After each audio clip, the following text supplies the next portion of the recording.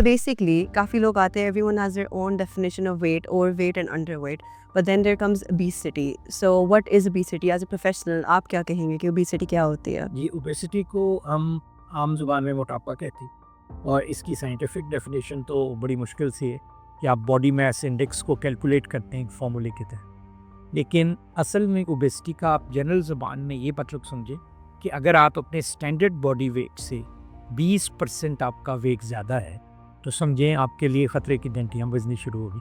और एक term use होती है जिसको मॉर्बिड ओबेसिटी कहते हैं, जिसका मतलब ये है कि आपका BMI या बॉडी मास इंडेक्स 30 से ज़्यादा हो गया। तो उसका मतलब ये है कि अब ये एक बीमारी की शक्ल इख्तियार कर गया जिसमें आपको जिसका इलाज अब ज़रूरी है। और याद रखिए कि अब US में और बहुत सी स्टेट्स में ओबेसिटी जो है एक बीमारी है and it is now considered one of the most common illnesses incurred in जैसे क्लिनिक पे आप लोग liposuctions करते हैं, तो इसका क्या लिंक है obesity से? जी, ये बड़ा इम्पोर्टेंट सवाल है कि हम ओबेसिटी को मुख्तलिफ तरीक़ों से डील कर सकते हैं। एक तरीका तो ये है कि जिसमें हम कोई चीज़ इस्तेमाल नहीं करते, सिर्फ गोलियों दवाइयों के साथ। आपको पता है आजकल के इंस्टाग्राम के दौर में आजकल यही समझा जाता है कि आप सो के उठें और आपकी हर बीमारी ठीक हुई है और आपको कोई ना टीका लगे ना कुछ हो ना कुछ हो। लेकिन अनफॉर्चुनेटली जितना गुड़ डालेंगे उतना मीठा होगा। तो उसके बाद कुछ चीज़ें ऐसी हैं जो दवाइयाँ हैं। कुछ आपने सुना होगा फैट फ्रीज़ है, कुछ आपने सुना होगा कुछ इंजेक्शंस हैं, लेकिन ये सारे ट्रांजिएंट मेथड हैं। और इंजेक्शंस जो आजकल बड़े कॉमन हैं वो मेनली उन लोगों को लगाए जाते हैं जो डायबिटिक्स हों, क्योंकि वरना उनके साइड इफ़ेक्ट्स काफ़ी सवेयर हो सकते हैं और लोग हाइपोग्लाइसीमिया से उनकी डेथ भी हो सकती है और उनके लॉन्ग टर्म इफ़ेक्ट्स अभी हमें इल्म नहीं है। बाज़ जगहों पे ये भी है कि उनसे आँखों को नुकसान हो सकता है। बाज़ औक़ात उस तरह के फेसेस, जैसे आपको आजकल टू मच कॉस्मेटिक सर्जरी की हो ना तो आप उस फेस को एवटार फेस कहते हैं। हाँ जी। उसी तरह के उनके नामों के फेसेस भी अब हैं। तो आपको रहना सेफ चाहिए।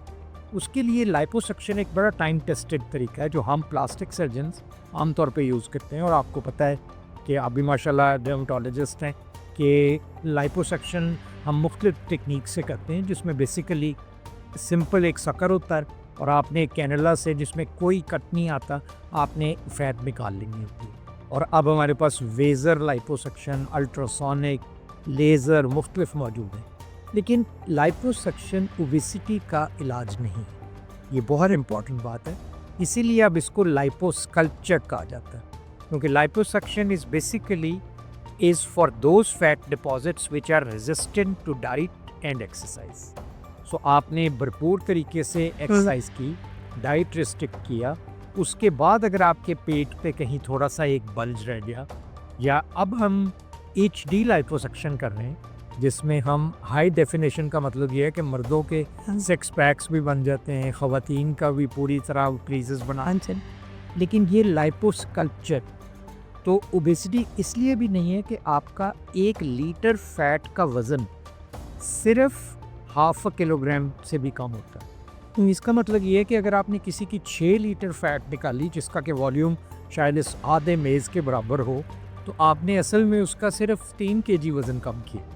तो उससे वो ओबेसिटी का स्ट्रिक्ट डेफिनेशन लाइपोसक्शन से नहीं आता। लेकिन आपको पता है ना, वेट कम करना असल में एक जहद मुसलसल है और इसमें आपने दोनों इनटेक और आउटपुट का ख्याल रखना होता है। मतलब आपने खाने में भी एहतियात करनी है और फिर आपने एक्सरसाइज में या आउटपुट जो आपकी है उसमें भी करना है। दोनों चीज़ों को साथ साथ चलना है। अगरचे कुछ चीज़ें एक्सेप्शंस हैं, कुछ लोग एक्सेप्शन होते हैं। आपने सुना होगा कि यार मैं पानी भी पीता हूँ तो मेरा तो वेट बढ़ जाता है। और दूसरा एक आम आदमी होता है जिसको देख के आप बड़ा रश करती हैं कि जी ये जो मर्ज़ी खा ले, इसको तो लगता ही कुछ नहीं, ये तो स्मार्ट का स्मार्ट है।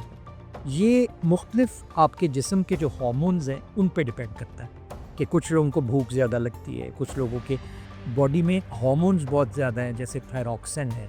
जैसे एक बड़ा इंटरेस्टिंग हार्मोन है जिसको गोलिन कहते हैं, वो आपके मैदे से सिक्रीट होता है और वो आपकी सेटाइटी को कंट्रोल करता है। मतलब कब आपने, अगर आपका आधी रोटी खाने के बाद पेट भर गया या आपने 2 रोटियां भी खा ली तो आपको भूख और रही है। तो ये चीज़ें ऐसी हैं जो कि ओबेसिटी के फर्दर ट्रीटमेंट में काउंट होनी। हम सेलिब्रिटीज़ को देखते हैं, they get these magical transformation. सुबह उठ के इंस्टा देखेंगे तो एकदम से इतने ज़्यादा वेट से पतला सा छोटा सा मुंह निकल आता है। तो ये कैसे हो रहा है कि एकदम से इतना वेट लॉस, ड्रास्टिक चेंज? जी, आप शायद पाकिस्तानी एक इंडियन नज़ाद एक गुलकार की बात कर रही हो या एक हिंदुस्तानी एक्टर की बात कर रही हो, प्रोड्यूसर की। इन सब के जैसे इन्होंने ज़्यादातर ने सर्जिकल प्रोसीजर्स करवाए, जिसमें सर्जिकल प्रोसीजर्स में आपने सुना होगा स्लीव गैस्ट्रेक्टमी या MGB। उसका मतलब है कि जैसे आप लाहौर के बाईपास पे जाते हैं तो हम आपके मैदे को बाईपास कर देते हैं थ्रू इंटेस्टाइन, ताकि मैदे का जो इतना बड़ा स्टोर है वो खाली हो जाए और आपका डायरेक्ट एक चैनल से रब्ता हो जाए। तो ये सर्जिकल प्रोसीजर है और इसके बाकायदा मोर्टेलिटी भी है। मतलब तो गोया और स्लीव का ऑपरेशन 3 साल के बाद तकरीबन रिबाउंड हो जाता है। सो आपने जितना वेट गेन लूज़ किया हो तकरीबन उतना आप स्लीव को से गेन भी कर लेते हैं। सो गोया ये एक बेबी सिटर प्रोसीजर है यूरोप में और US में, कि आपको उसके बाद वो बाईपास सर्जरी ज़रूर करनी पड़ती है, लेकिन उसकी भी 1 in 235 मोर्टेलिटी है।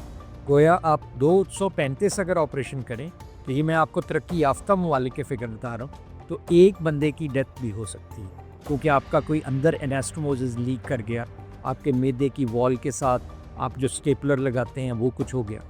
उसके लिए आजकल जो बहुत इनोवेटिव चीज़ आ रही है ना, वो है बैलून्स। तो ये पहले एक बैलून आया करता था जिसको आप एंडोस्कोप के ज़रिए मरीज़ को तकरीबन नींद बेहोश करके आप डाला करते थे मैदे में, और फिर उसमें हर हफ्ते पानी भरा करते थे और यूँ वो फूल जाया करता था और आपका मैदा, लेकिन मरीज़ को नौजिया वॉमिटिंग वगैरह होती। लेकिन अब कुछ और नई इनोवेशंस आ गई हैं जिसमें आपको एक कैप्सूल के बराबर, आपने देखा होगा मल्टीविटामिन के कैप्सूल ज़रा बड़े होते हैं, निगलने में ज़रा मुश्किल होती, ये तकरीबन उसी साइज़ का कैप्सूल है।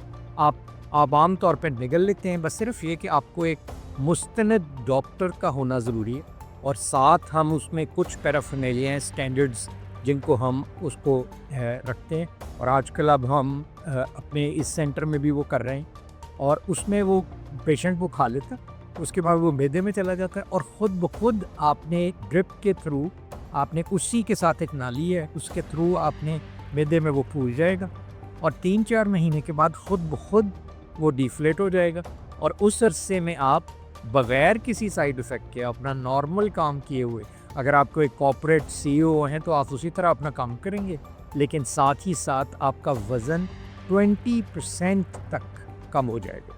जितना ज़्यादा वेट होगा उतना ज़्यादा कम होगा। मतलब अगर आप 100 kg के हैं तो वो 80 kg हो जाएंगे, अगर आप 300 kg के हैं तो फिर आप 60 kg भी रिड्यूस कर सकते हैं। इनका सबसे बड़ा जो फ़ायदा है वो ये कि आप फ्यूचर में मोटिवेट हो जाते हैं कि आपने आगे अपना वेट को कम करना है। अब देखा होगा बहुत से लोग ओबीस लोग इनडिफरेंट हो जाते हैं, वो कहते हैं यार उनसे बस एनजी चलना है। इस चीज़ से वहाँ एक ब्रेक लगती है, आप दोबारा लाइफ में आते हैं, और फिर हम उसके बाद वेट रिडक्शन सर्जरी भी करते हैं, जो कि प्लास्टिक सर्जन्स करते हैं। इसको ओबेसिटी सर्जरी कहते हैं। मतलब अगर आपका पेट लटक गया है तो हम आपका टमी टक थोड़ा सा कर देंगे, अगर आपके बाजू लटके हैं तो हम उसको कर देंगे थाइज़। वो सारी सर्जरी भी बाद में बड़ी आसानी से की जा सकती है। तो this is a life transformation. लेकिन एक बात और मैं आपको चाहूँगा कि ये सिर्फ आप अपने आप को बॉडी शेमिंग से बचाने के लिए ये सर्जरी नहीं कर रहे, इसका आपकी फ़िज़िकल हेल्थ, आपकी फ्यूचर डिजीज़ेस, यहाँ तक कि ब्लड प्रेशर, आपका डायबिटीज़, आपका कैंसर, आपका स्ट्रेस, ये सब चीज़ें अब ओबेसिटी के साथ इंटरलिंक